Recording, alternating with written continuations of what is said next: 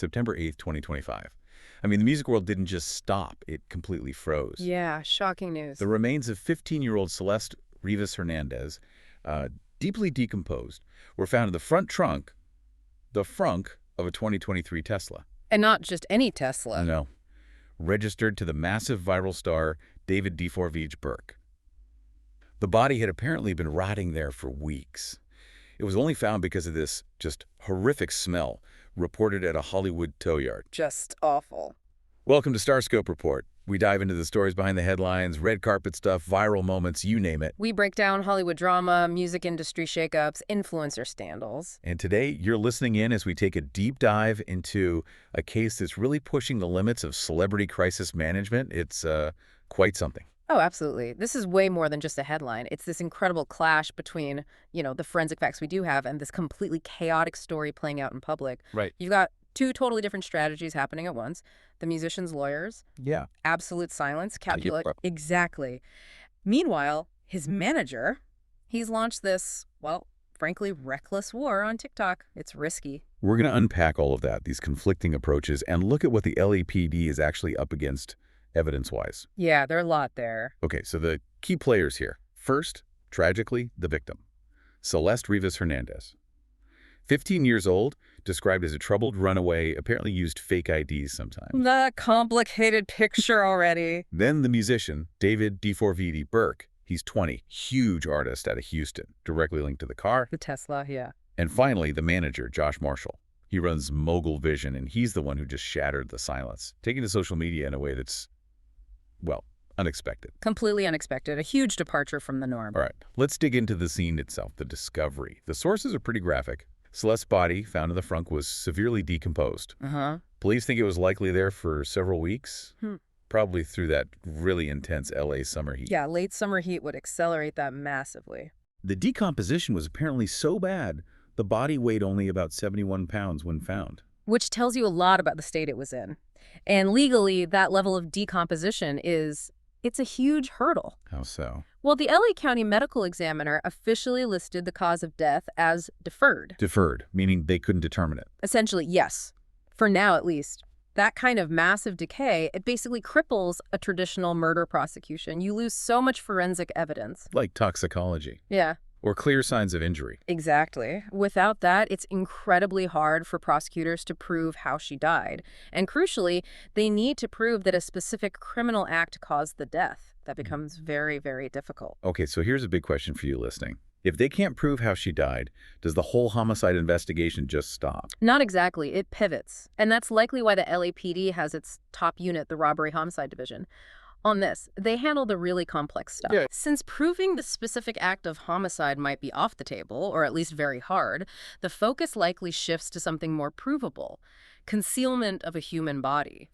The bar for that is lower. They essentially need to show that someone, D4vd, or an associate, knew she was dead and took active steps to hide the body. Like putting it in the frunk and ditching the car. Precisely. For that charge, how she died becomes less important than the fact that her body was hidden. Got it.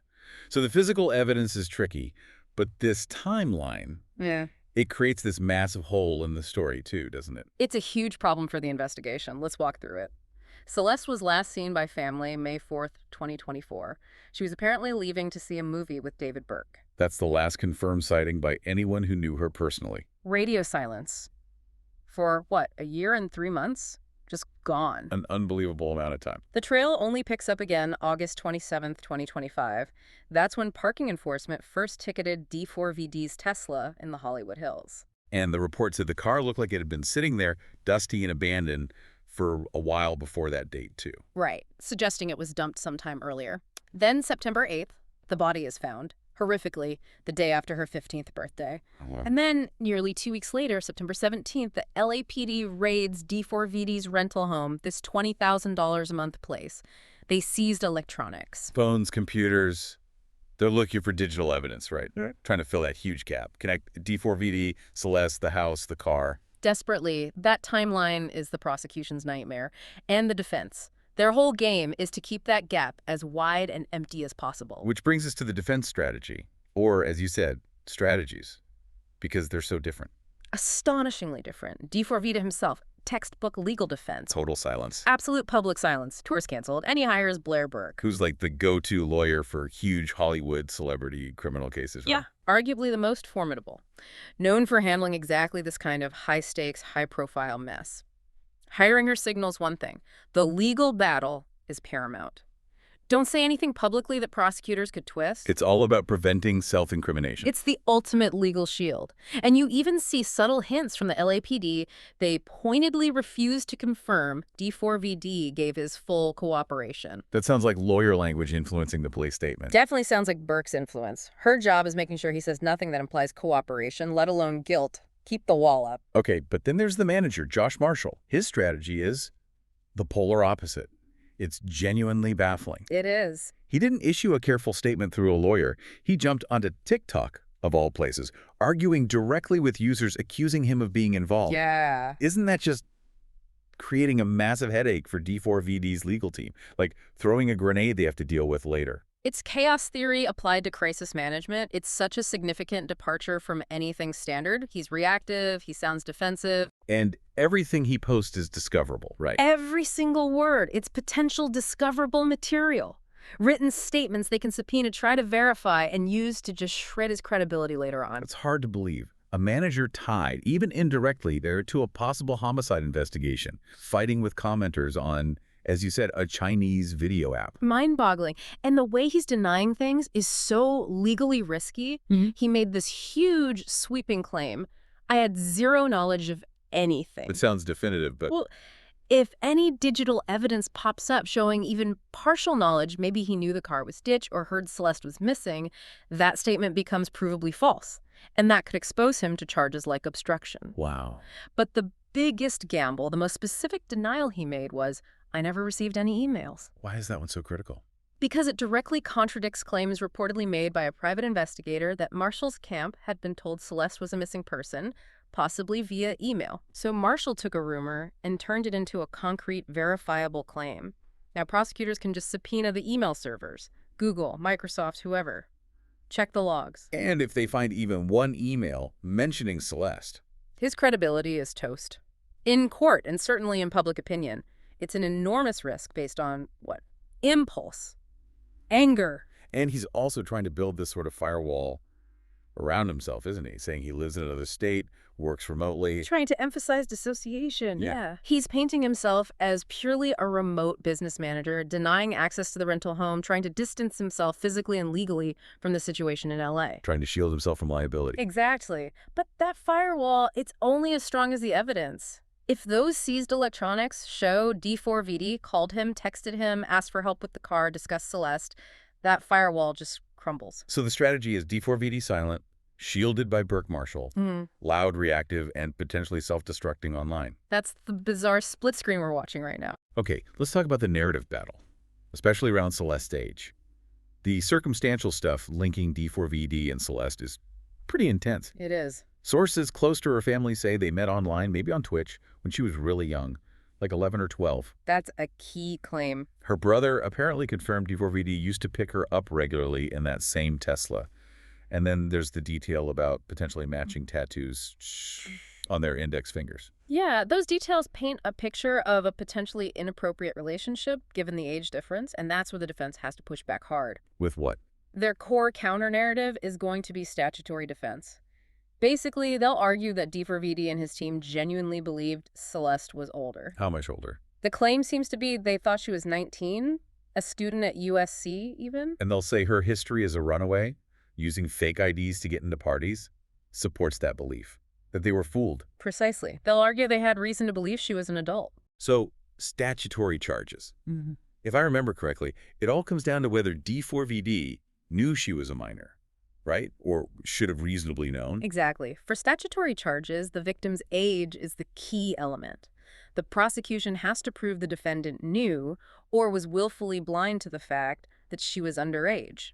So if the defense can create reasonable doubt, make a jury think, well, maybe he did believe she was 19. Then that specific set of charges becomes very hard to prove. It hinges entirely on his state of mind, his knowledge. But again, it comes back to those seized electronics, doesn't it? Absolutely. If Yeah. that phone, that computer, shows texts, DMs, anything proving contact started way back when she was 11 or 12. Or anything showing he knew her real age. Then that whole "we thought she was 19" defense just evaporates instantly. It collapses. And while all this legal strategy is happening, the court of public opinion has already kind of decided, partly because of his music. We have to touch on that. Yeah, the romantic homicide song title alone is problematic in this context. And there was that old interview that resurfaced where D4vd talked about his artistic alter ego being like a detective who solves the murders he commits. How does a defense team even handle that? It's a massive PR nightmare. Legally, though, lyrics are usually kept out of court. Why is that? Because they're considered highly prejudicial.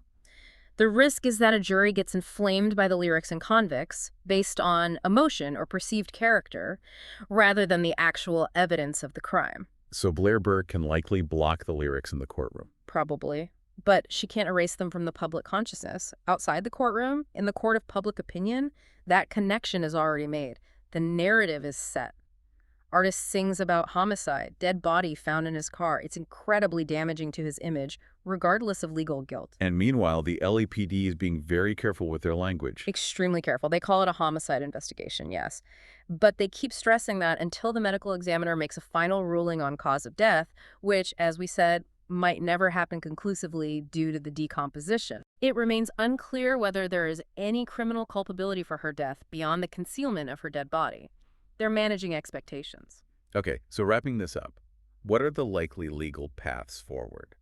Well, based on what we know now, a direct homicide or manslaughter charge seems like the lowest probability. The decomposition issue is just too big an evidence gap. Proving the specific act that caused death looks exceptionally difficult right now. Unless there's a confession or some unexpected breakthrough. Right. So the most viable charges seem to be 1. Felony concealment of a human body. We talked about the lower bar for that proving knowledge and the act of hiding. Seems highly probable based on the car being abandoned with the body inside. Seems that way. And 2, potentially statutory charges related to her age. If, and it's a big if, the digital evidence proves D4vd knew or should have known she was a minor when any alleged relationship occurred. So this case really does hinge on what's on those devices. Almost entirely, it seems. Those electronics hold the key to understanding the timeline, the knowledge, the communication, or lack thereof. This whole thing is just destined to be a major case study, isn't it? Celebrity Crisis Management 101, maybe 2.0. Absolutely. You've got D4vd's strategy: silence, lawyer up, trust the legal system, shielded. And Marshall's strategy: public, chaotic, creating potential evidence against himself. Exposed. It's created this huge credibility crisis for the manager, projecting this image of total disarray, maybe even dishonesty, out to the world. So here's the final thought for you to consider. Which court ultimately matters more here? The actual court of law, focusing on what can be proven likely concealment, or the court of public opinion, fueled by suspicion, speculation, and those song lyrics? Which outcome will be more decisive for D4vd's career, his future, regardless of the legal verdict? That's the lingering question. A lot to think about as this unfolds. You've been listening to Starscope Report, where we uncover the stories shaping Hollywood, music, and pop culture. Thanks for tuning in. We'll catch you next time.